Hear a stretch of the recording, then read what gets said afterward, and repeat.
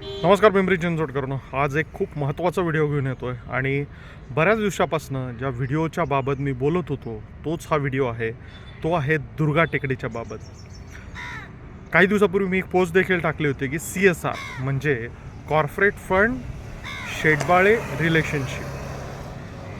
शेटबाळेंनी जी माझ्याबाबतची post लिहिली होती त्याबाबत त्यांनी दुर्गा टेकडीच्या बाबत देखील काही चुकीच्या गोष्टी प्रसारमाध्यमांमध्ये टाकण्याचा प्रयत्न केला आणि त्यालाच एक उत्तर आहे. ह्याची पार्श्वभूमी अशी आहे की एकदा केजूबाईचा बंधारा फेसाळलेला होता आणि मी त्या ठिकाणी होतो. तिथे मला शेटबाळेंचा फोन आला की प्रशांत, एकदा येऊन तू दुर्गा टेकडीला एक प्रोजेक्ट करतोय, तो प्रोजेक्ट येऊन बघून जा. त्यावेळेस त्यांना मी पहिला प्रश्न केला की सर, मी येऊन का बघायचं आहे? मी कुठली ऑथॉरिटी नाही आहे किंवा मी त्यातला तज्ज्ञ देखील नाही आहे की तुम्ही करत असलेला हा प्लांटेशनचा प्रोजेक्ट येऊन मी बघण्याचं. ते म्हणे नाही, तू एकदा ये, तू बघ, तुला पटतोय का मला ते सांग, त्याच्याबाबतचा मला फीडबॅक दे. म्हणलं ठीक आहे सर, काय हरकत नाही, मी त्याबाबत येतो. आणि त्यानंतरनं दुसऱ्या दिवशी सकाळी 7 वाजता दुर्गा टेकडीला मी, शेटबाळे आणि तिसरे व्यक्ती होती म्हणजे रोटरी क्लबच्या सोनाली जयंत मॅडम, हे आम्ही तिघं भेटायचं तिथं ठरलं. आणि त्याच्यानंतरनं नेहमीप्रमाणे जे शेटबाळेंना व्यवस्थित ओळखतात त्यांना माहिती आहे की ते वेळ देऊन कधीच त्या वेळेवर येत नाहीत. सकाळी 7 वाजता त्यांचा फोन स्विच ऑफ लागला. मी आणि सोनाली जयंत मॅडम आम्ही तिथे भेटलो आणि मला याच्यामध्ये इन्व्हॉल्व करायचं. त्याच्यानंतर जी मला एक लिंक सापडली की त्यांनी मला का बोलवलं, तर त्याच्या आधी काही दिवसापूर्वी आपल्याला एक माहिती भेटली होती की दुर्गा टेकडीवरती खूप मोठ्या प्रमाणामध्ये ग्लिरिसिडिया तोडला जाणार आहे आणि त्याच्याबाबत मी एक RTI देखील टाकला होता आणि एक ईमेल देखील केला होता. ऑब्व्हियसली शेटबाळेंचे खूप चांगले संबंध आहेत उद्यान विभागामध्ये आणि पालिकेमध्ये, त्यामुळं तिथलं कोणीतरी त्यांनी सांगितलं की प्रशांत याबाबतची काहीतरी चौकशी करतोय, प्रॉब्लेम नको, त्यामुळं त्याला तुम्ही थोडंसं सांभाळून घ्या. या उद्देशाने सरांनी मला त्याच्यामध्ये इन्व्हॉल्व करायचा प्रयत्न केला. म्हटलं ठीक आहे.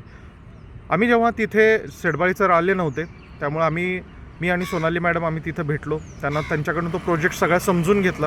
त्यांनी सांगितलं की आम्ही हा CSRमधनं प्रोजेक्ट करतो आहे. मी पहिल्यांदा त्यासाठीच एक ऑब्जेक्शन घेतलं की म्हटलं पालिकेच्या हद्दीमध्ये CSR का वापरताय. पहिली गोष्ट, त्याचं एक रिझन आहे आणि त्याचं रिझन असं आहे की पालिका वृक्ष कायद्याअंतर्गत एक स्पेशल टॅक्स घेतात, त्याला ट्री टॅक्स म्हणतात, आणि तो 1% मॅक्झिमम घ्यायला कायद्याने त्यांना मुभा दिलेली आहे.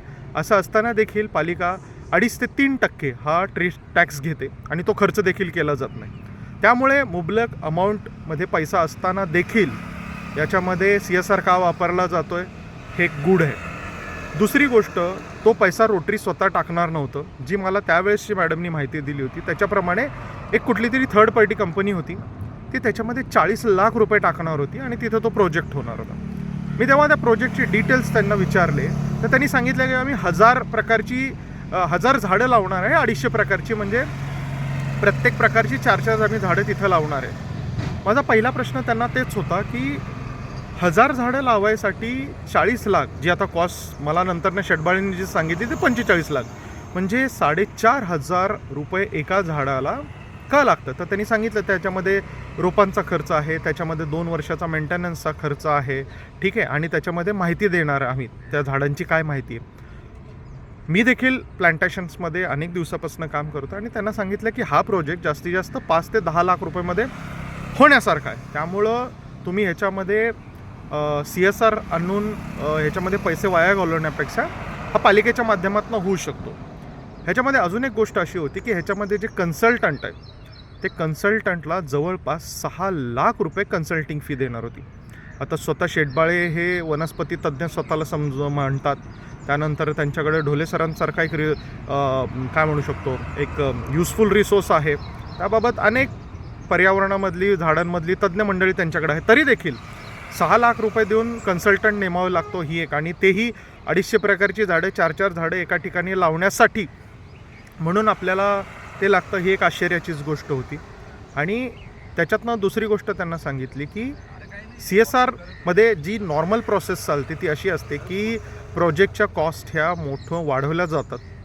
सपोज ही 40 लाखाची जर कॉस्ट असेल तर ही 40 लाखाच्या कॉस्टमधले अर्धे पैसे हे कंपनीला परत जातात ठीक आहे. त्याच्यानंतर जे काही मध्ये मिडलमॅन्स असतात त्या मिडल्समॅन्सला काही पैसे दिले जातात आणि उरलेल्या ह्याच्यामध्ये तो प्रोजेक्ट होता. हे नॉर्मल CSRमध्ये जे आता चालू आहे हे तुम्हाला मी सांगितलं. इथं झालं असेल, होणार होतं माहीत नाही, पण एक आहे. पण एकंदरीत जर कॉस्ट बघितलं त्याच्यामध्ये शंकेला खूप वाव आहे. तर ती गोष्ट झाली. दुसरी गोष्ट ऑब्जेक्शनेबल होती त्याच्यामध्ये की तिथं जो ग्लेरिसिडिया तोडला जाणार होता, मी त्यांना विचारलं की हा ग्लेरिसिडिया कसा तोडला जाणार आहे, तर त्यांनी स्पष्ट सांगितलं की मी हा अप्रूट करणार आहे. मग 6 लाख रुपयाचा कन्सल्टंट देऊन जर ग्लेरिसिडिया अप्रूट करून त्याच्यामध्ये जर सॉईल इरोजन होणार असेल त्याच्याबाबतचा देखील एक सेपरेट व्हिडिओ मी करणार आहे, ठीक आहे, की ग्लेरिसिडियाच्या बाबत काय झालं पाहिजे. पण त्यामुळे ते सांगितलं की ग्लेरिसिडियाचं जे लाकूड आहे त्या लाकडातनं मिळणाऱ्या उत्पन्नामधनं देखील हा प्रोजेक्ट होऊ शकतो. किंवा शेटबाळेंना तेव्हाही एक ऑप्शन दिलं होतं की तेव्हा फेब्रुवारी-मार्चचा महिना होता आणि त्यांना सांगितलं की आता पालिकेचं पार्टिसिपेटरी बजेट येत आहे आणि त्या पार्टिसिपेटरी बजेटमध्ये नागरिकांना 10 लाखापर्यंतच्या प्रपोजल्स देण्याचं त्याच्यामध्ये प्रोव्हिजन्स आहेत. तर आपण आयुक्तांकडे जाऊया, तुमचा हा प्रोजेक्ट खूप चांगला आहे, आपण हा पालिकेच्या माध्यमातून करूया आणि आपण पार्टिसिपेटरी बजेटमधनं हा करूया, आपल्याला CSRची काहीच गरज नाही.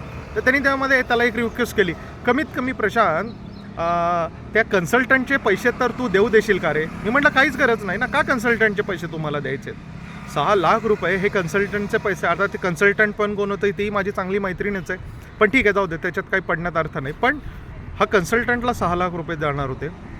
आता एकंदरीत बघितलं, ढोले सर वर्षाला लाखो रोपं फ्री ऑफ कॉस्ट वाटतात. देवराई फाउंडेशन आणि शेटबाळे सर त्याच्यामध्ये विश्वस्त. असं असताना देखील रोपं बाहेरनं खरेदी करायला लागतात. हे देखील एक खूप मोठं गोष्ट आहे. आणि 45 लाख रुपये तिथे हे करून तो प्रोजेक्ट केला जातो. त्यामुळे त्याच्यामध्ये काय गडबडी आणि काय होणार होतं माहिती. आणि हीच कुठेतरी गोष्ट त्यांना लागली. त्याच्यानंतर त्यांनी संपर्क कम्प्लिटली तोडला आणि लोकांमध्ये एक चुकीचा मेसेज असा द्यायला चालू केलं की प्रशांत ह्या खूप सुंदर प्रोजेक्टला विरोध करतो आहे. त्यांनी त्या पोस्टमध्ये देखील तसंच टाकलं आहे की ह्याला हा प्रोजेक्ट होऊ द्यायचा नव्हता, तो 1.5 करोडचा प्रोजेक्ट होता, आता तो 40-45 लाखामध्ये आम्ही बसवणार होता. हजारो लाखो झाडं लावली गेलेली आहेत. कोणी दाखवावं की 1000 झाडं लावण्यासाठी 45 लाख रुपये खर्च झाला आहे. मी तर म्हणतो की मियावाकीसारखं खर्चिक प्रोजेक्टमध्ये देखील एवढा पैसा खर्च केला जात नाही. आता ह्याच्यामध्ये सगळ्यात जी महत्त्वाची गोष्ट होती आणि ती म्हणजे अशी होती की शेटबाळे सरांचं त्या पोस्टमध्ये अजून एक म्हणणं होतं की पालिका एवढे पैसेच देत नाही, आपण त्यांच्या पाठीमागे लागायला कशाला पाहिजे, आपण प्रोजेक्ट करू शकतो. तर त्यांच्याच माहितीसाठी किंवा ते देखील त्याच्यामध्ये इन्व्हॉल्ड असतील, आत्ताच पालिका बायोडायव्हर्सिटी पार्कसाठी 100 करोड रुपये खर्च करते. शेटबाळे ऐका, 100 करोड रुपये पालिका खर्च करते. आता ऑन डॉक्युमेंट्स मी जे RTIमधनं माहिती काढली ते आत्ता काही सांगू द्या, आम्ही तिथं सोन्याच्या विटा बसवणार होतो, चांदीच्या विटा बसवणार होतो किंवा माणिक हिरे मोती त्याला लावणार होतो, असं काही होणार नव्हतं.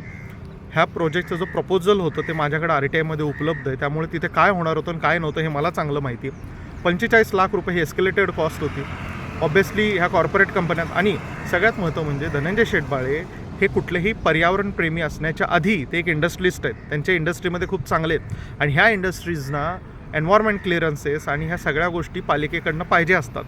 मग त्यामध्ये कोणीतरी मध्यस्थी पाहिजे असतो आणि पालिकेला काय तर फुकटचा पैसा आणि कष्ट करणारे लोक भेटले तर त्यांचं कामच संपलं. पण वृक्ष कायद्यामध्ये ही त्यांची जबाबदारी दिलेली आणि त्यामुळेच आपण त्यांना म्हणत होतो की हा प्रोजेक्ट आपण पालिकेच्या मार्फत करूया. आता ह्याच्यामध्ये राहिला प्रश्न तो म्हणजे की कोणत्या कंपनीचा पैसा ह्याच्यामध्ये यूज करणार आहे. कारण ह्याच्या आधी देखील पिंपरी चिंचवड महानगरपालिकेने अनेक कंपन्यांना थोडक्यात ब्लॅकमेल करून त्यांच्याकडनं जे सर्टिफिकेशन्स जातं किंवा त्यांच्याकडनं जे क्लिअरन्सेस भेटतात त्याच्यासाठी पिंपरी चिंचवड महानगरपालिकेच्या हद्दीमध्ये प्लांटेशन्स करायला लावलेले आहेत. मग आपण ट्री सेल्स का घेतो आहे. त्यामुळं व्हिडिओच्या शेवटी फक्त एकच गोष्ट सांगायची आहे, CSRच्या माध्यमातून खूप मोठा भ्रष्टाचार चालू आहे. शेटबाळेंनी केला का नाही केला हे माझ्याकडे आत्ता पुरावे नाही, त्यामुळे मी ते आरोप करणार आहे. मी हे त्या दिवशी देखील त्यांना बोललो. पण CSR हे RTIच्या अंडर येत नाही, तिथे काय होतं ते कोणी विचारू शकत नाही आणि पैसा खर्च करायला खूप मोठी मुभा भेटते.